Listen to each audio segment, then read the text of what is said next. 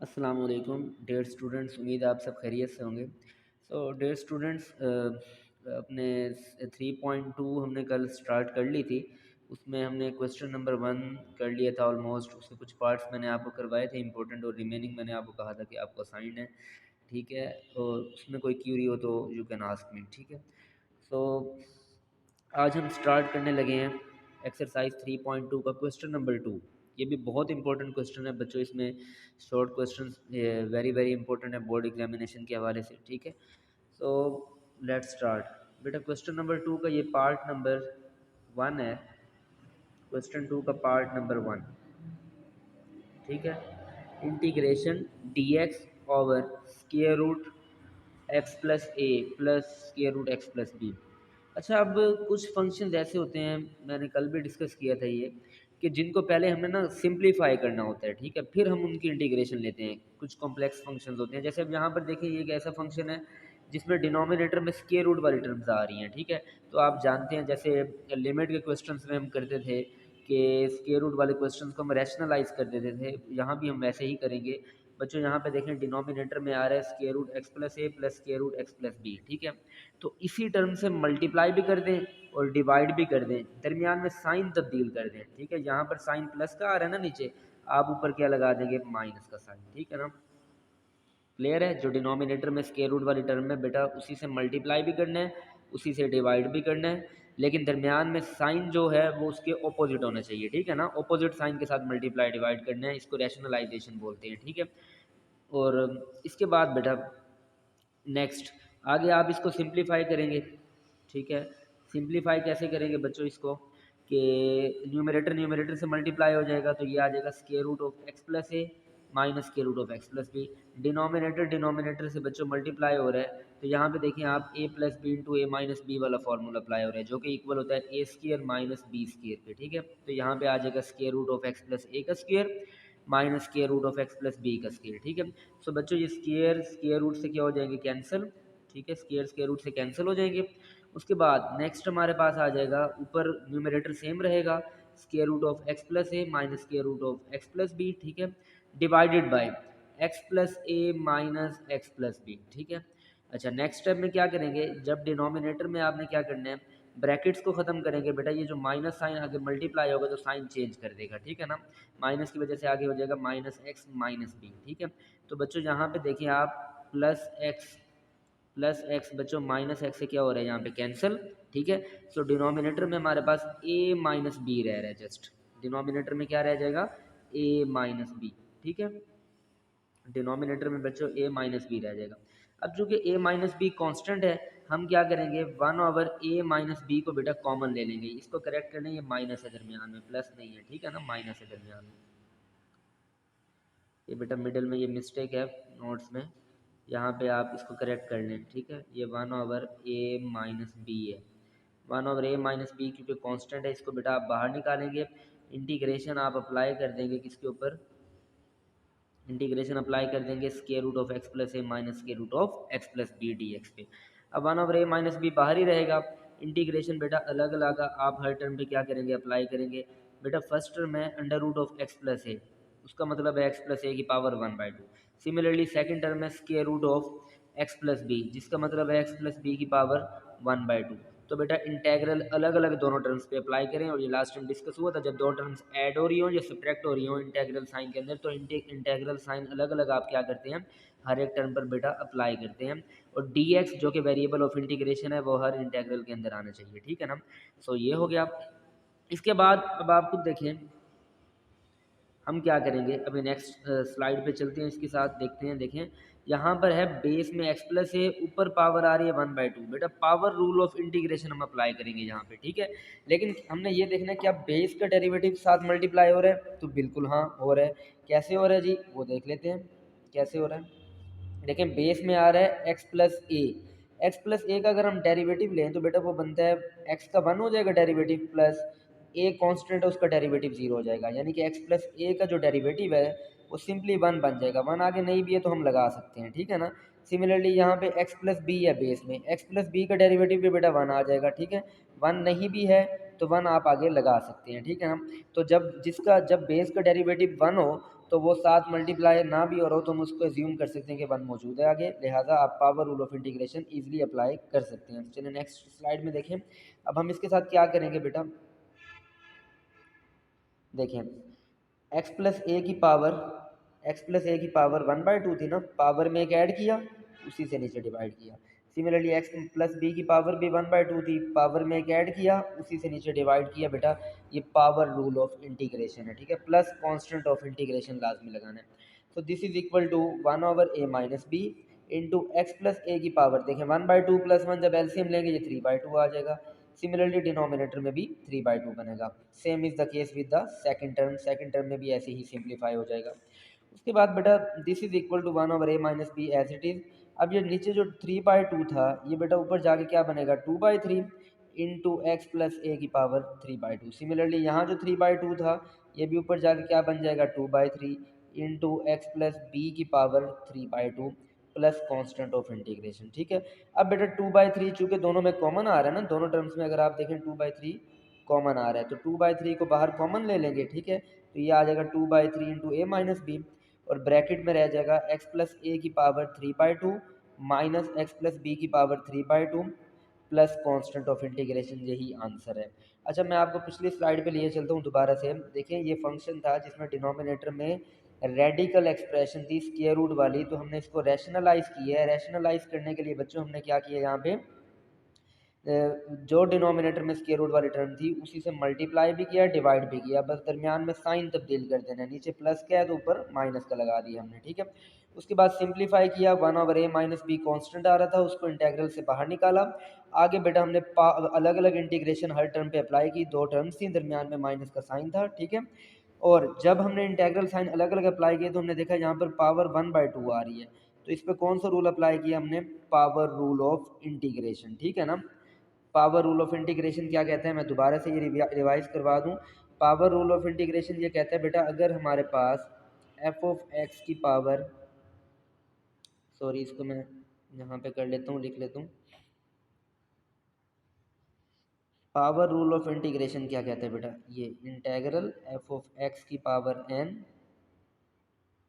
Into into f dash of x d x into f dash of x d x, कि अगर power के नीचे base में जो फंक्शन है उसका डेरिवेटिव साथ मल्टीप्लाई हो रहा हो तो फिर हम क्या करते हैं, ऐसे केस में फंक्शन की पावर में एक ऐड करते हैं बेटा n+1, उसी से नीचे डिवाइड करते हैं प्लस कांस्टेंट ऑफ इंटीग्रेशन लगा देते हैं। तो यहाँ पर हमने देखा पावर 1/2 थी और 1/2 के नीचे बेस में जो फंक्शन आ रहा है एक्स प्लस ए उसका डेरिवेटिव 1 बनता है, एक्स का 1 हो जाएगा और ए का डेरिवेटिव 0 हो जाएगा। डेरिवेटिव हमने पढ़े हुए हैं पहले ही, हम जानते हैं इस बारे में। तो 1 जब भी डेरिवेटिव आएगा तो हम आंखें बंद करके पावर रूल लगा सकते हैं, क्योंकि 1 आगे नहीं भी है तो हम लिख सकते हैं कि 1 मौजूद है आगे, ठीक है ना। तो इस तरह दोनों टर्म्स पे हमने यही power rule of integration apply किया कि हमने पावर में एक ऐड भी किया फंक्शन की, उसी से नीचे बच्चों यहाँ पे डिवाइड भी की है, ठीक है ना। सो होप सो कि ये बात आपको समझ आ गई होगी। उसके बाद बेटा नेक्स्ट चलते हैं क्वेश्चन नंबर 2। बड़ा इंपॉर्टेंट क्वेश्चन है, आगे भी ये काम आएगा।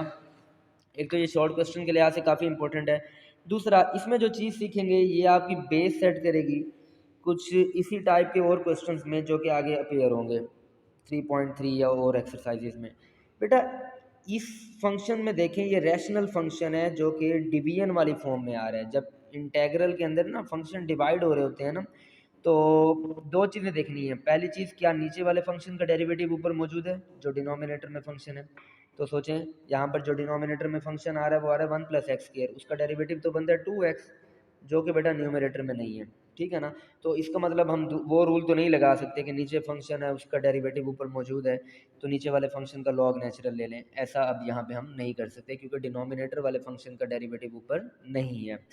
तो अब इसमें करना क्या है, सिंपल सिंपल किसी ज़्यादा कॉम्प्लिकेशन में जाए बगैर इसको आप देखें ये किस तरह का रैशनल फंक्शन है। फर्स्ट ईयर में चैप्टर नंबर 5 में बेटा आप लोग पार्शियल फ्रैक्शंस के बारे में पढ़ चुके हैं। पार्शियल फ्रैक्शंस में आपने प्रॉपर फ्रैक्शंस भी पढ़ी हैं और इम्प्रॉपर भी पढ़ी हैं। प्रॉपर में आपने ये पढ़ा था कि न्यूमरेटर की डिग्री डिनोमिनेटर से अगर लेस हो ठीक है, तो प्रॉपर है। लेकिन अगर न्यूमरेटर की डिग्री डिनोमिनेटर की डिग्री के बराबर आ जाए या उससे ग्रेटर आ जाए तो वो फ्रैक्शन इम्प्रॉपर होती है। जैसे यहाँ पर देखिए न्यूमरेटर की डिग्री 2 है, ठीक है ना, न्यूमरेटर की डिग्री बच्चों यहाँ पे क्या आ रही है, 2 आ रही है। सिमिलरली नीचे भी x की पावर 2 आ रही है, ऊपर भी x की पावर 2 है हाईएस्ट, नीचे भी x की पावर 2 है हाईएस्ट, तो ऐसी फ्रैक्शन को बोलते हैं इम्प्रॉपर फ्रैक्शन, ठीक है ना। तो इम्प्रॉपर फ्रैक्शन को पहले आपने कन्वर्ट करना है प्रॉपर में, देन बेटा इंटीग्रेशन लेनी है। याद रखना, मैं फिर से रिपीट कर रहा हूँ, जब न्यूमरेटर और डिनोमिनेटर में x की हाईएस्ट पावर सेम आ जाए या न्यूमरेटर में x की पावर बड़ी आ जाए डिनोमिनेटर से, तो उस केस में ऐसा फंक्शन क्या कहलाता है, इम्प्रॉपर फंक्शन कहलाता है। इम्प्रॉपर फंक्शन को आपने पहले डिवीजन मेथड से प्रॉपर में कन्वर्ट करना है, कन्वर्ट करने के बाद आपने क्या करना है, उसको सिंप्लीफाई करना है, ठीक है ना, फिर इंटीग्रेशन लेनी है उसकी। ऐसे नहीं ले लेनी डायरेक्ट इंटीग्रेशन, ऐसे आप ले भी नहीं पाएंगे, ठीक है ना। तो बेटा ये वाली जो फ्रैक्शन है देखिए, ये फंक्शन ले लिया इंटीग्रेशन के अंदर वाला, जो इंटीग्रल साइन के अंदर फंक्शन था उसको कंसीडर किया, उसको सिंपली बस लिखने की तरतीब बदल दी है। देखिए ऊपर है 1 माइनस एक्स स्क्र, उसको लिखा जा सकता है minus x square plus 1। Similarly बेटा नीचे है 1 प्लस एक्स स्क्र, उसको लिखा जा सकता है एक्स स्क्र प्लस 1, ठीक है। अब नीचे वाली टर्म को बाहर रखें, ऊपर वाली को अंदर रखें, डिवीजन मेथड अप्लाई करें। डिवीजन करें तो यहाँ पे देखें ऊपर आ रहा है आपके पास -1, नीचे आ रहा है रिमाइंडर 2 आ रहा है, ठीक है ना। अब इसको वापस लिखें 1 minus x square over 1 plus x square, क्या बन गई बेटा, आपको पता है लिखने का तरीका, quotient plus remainder over divisor, यानी कि इस तरह आप क्लॉक वाइज रोटेशन में चलते होते हैं, इसमें हमेशा क्लॉक वाइज रोटेशन में, पहले ऊपर वाली टर्म, फिर प्लस नीचे वाली टर्म, फिर डिवाइडेड बाय जो आपके पास डिवाइज़र होता है साइड पे, ठीक है ना। तो -1 को पहले लिखा जो ऊपर था क्वोशंट, प्लस रिमाइंडर जो नीचे था उसको ऊपर लिखा 2, डिवाइडेड बाय जो बाहर डिवाइज़र था वो लिख दिया quotient plus remainder over divisor, तो इसको लिख दिया -1 plus 2 over x square plus 1।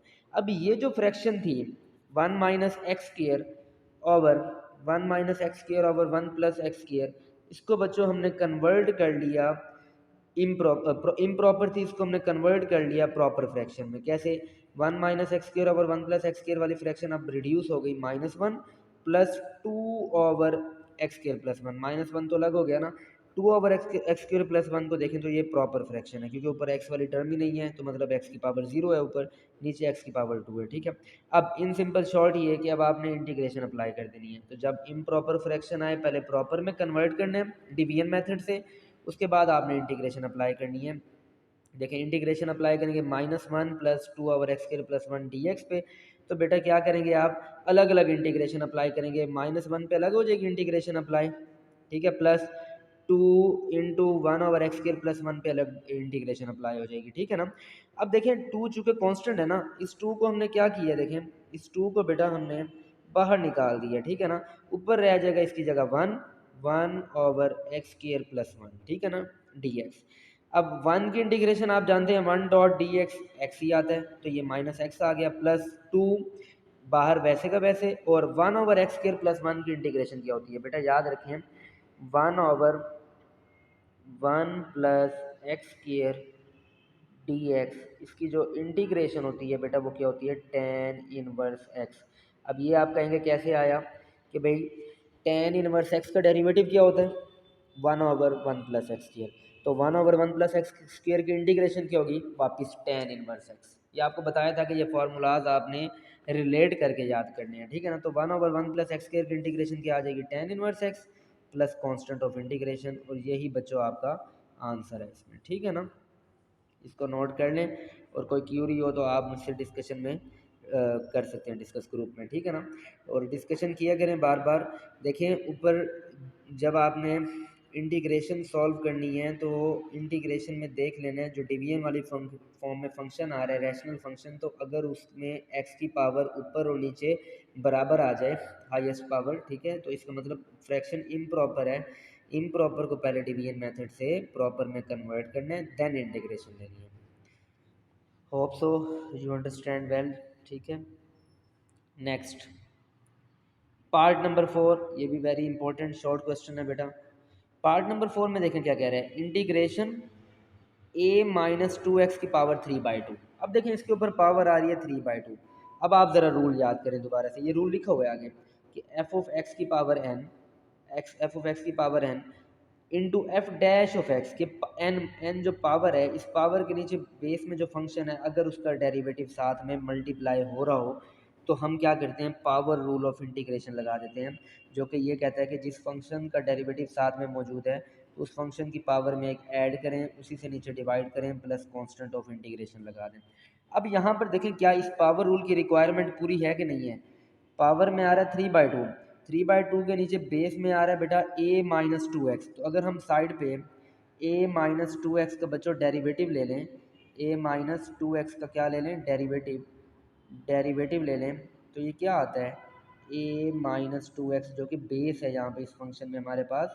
इसका डेरिवेटिव अगर आप देखें तो क्या आता है, a का डेरिवेटिव बच्चों क्या हो जाएगा 0 माइनस 2 बाहर आ जाएगा, x का x के लिहाज से डेरिवेटिव क्या हो जाता है 1, तो ये बेटा हो जाएगा 0 माइनस टू। इट मीन्स इस पावर के नीचे बेस में जो फंक्शन आ रहा है उसका डेरिवेटिव आ रहा है बेटा -2, ठीक है ना। तो -2 जब नीचे बेस में आ रहा है तो -2 साथ में मल्टीप्लाई होना लाजमी है, क्योंकि पावर रूल हम तब अप्लाई कर सकते हैं कि जब पावर के नीचे बेस में जो फंक्शन है उसका डेरिवेटिव सामने मल्टीप्लाई हो रहा हो, ठीक है ना।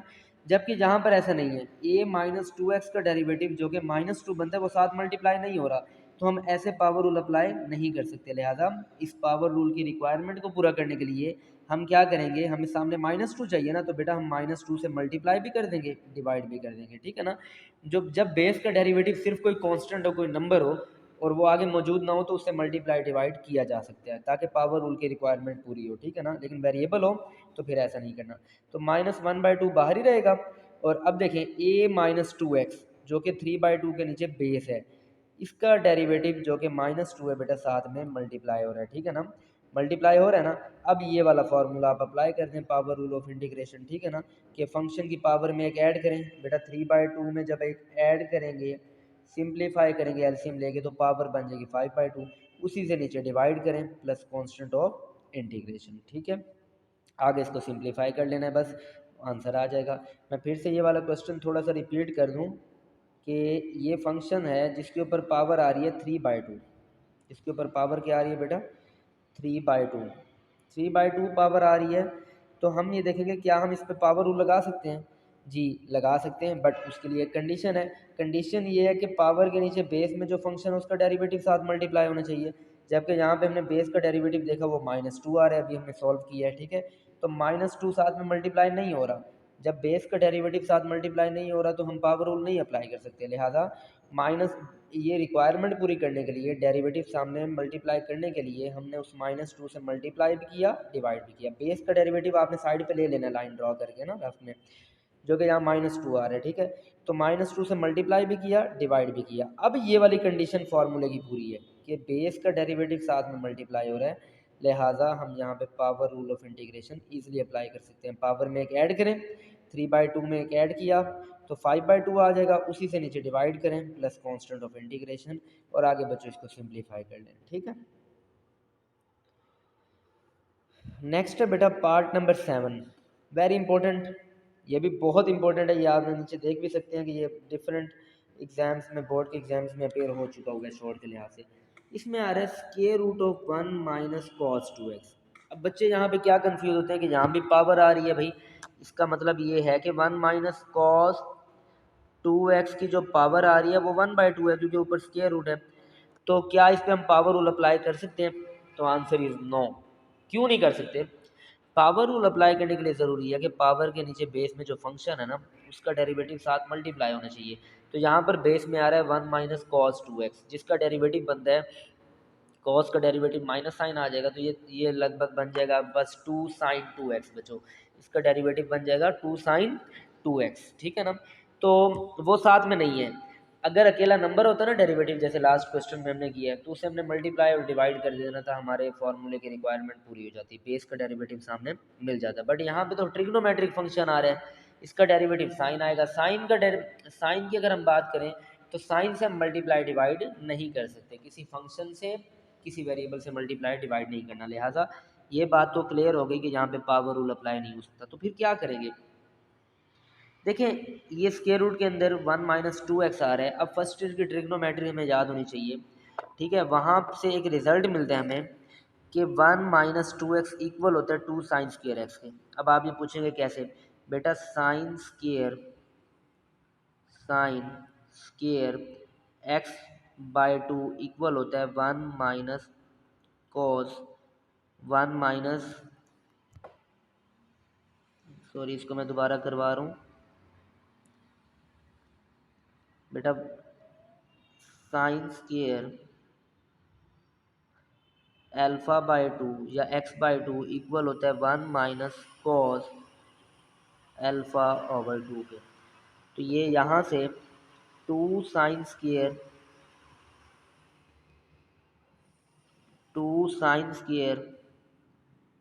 α/2 जो है वो आ जाएगा 1 माइनस कॉस अल्फ़ा के। कैसे? ये जो 2 नीचे डिवाइड हो रहा है ना, ये 2 ऊपर जाके मल्टीप्लाई हो जाएगा यहाँ पे साइन के साथ, ठीक है। तो अब हमें क्या चाहिए? हमें 2 साइन स्क्वायर अल्फ़ा चाहिए। तो डिनोमिनेटर में 2 को ख़त्म करने के लिए हम दोनों साइड्स पे, बोथ साइड्स पे ना एंगल को 2 से मल्टीप्लाई करेंगे। यहाँ पे जब एंगल को 2 से मल्टीप्लाई करेंगे नीचे वाला 2 कैंसिल हो जाएगा और यहाँ पे इस एंगल के साथ 2 आ जाएगा, तो ये बन जाएगा 1 माइनस कॉस 2 अल्फ़ा, ठीक है ना। तो यहाँ से रिजल्ट याद रख लें कि 1 माइनस कॉस 2x बराबर होता है 2 साइन स्क्वायर एक्स के। तो वो यहाँ पे आपने पुट कर देना है कि square root of 1 minus 2x है इंटीग्रल के अंदर, आप इसको पुट कर देंगे 2 साइन स्क्वायर एक्स के बराबर। स्क्वायर स्क्वायर रूट से के बेटा क्या हो जाएगा? स्क्वायर स्क्वायर रूट से कैंसिल हो जाएगा, अंडर रूट 2 बाहर आ जाएगा क्योंकि कांस्टेंट है। इंटीग्रेशन अप्लाई कर देंगे साइन एक्स डी एक्स पे। अब फंक्शन सिंप्लीफाई है। अब फार्मूलाज आपने याद किए हुए हैं कि साइन की जो इंटीग्रेशन है वो क्या होती है? Minus cos. कॉस का डेरिवेटिव माइनस साइन, साइन की इंटीग्रेशन माइनस कॉस। तो यहाँ साइन एक्स की इंटीग्रेशन लिख दी minus cos x plus constant of integration, ठीक है ना। ये बेटा सिंप्लीफाई करके आपके पास आंसर आ गया। सो यहाँ तक कवर करें। इंशाल्लाह रिमेनिंग क्वेश्चंस कल हम नेक्स्ट लेक्चर में डिस्कस करके उसके बाद 3.3 भी स्टार्ट कर लेंगे इंशाल्लाह। सो अपना ख्याल रखिएगा। अल्लाह हाफ़िज़।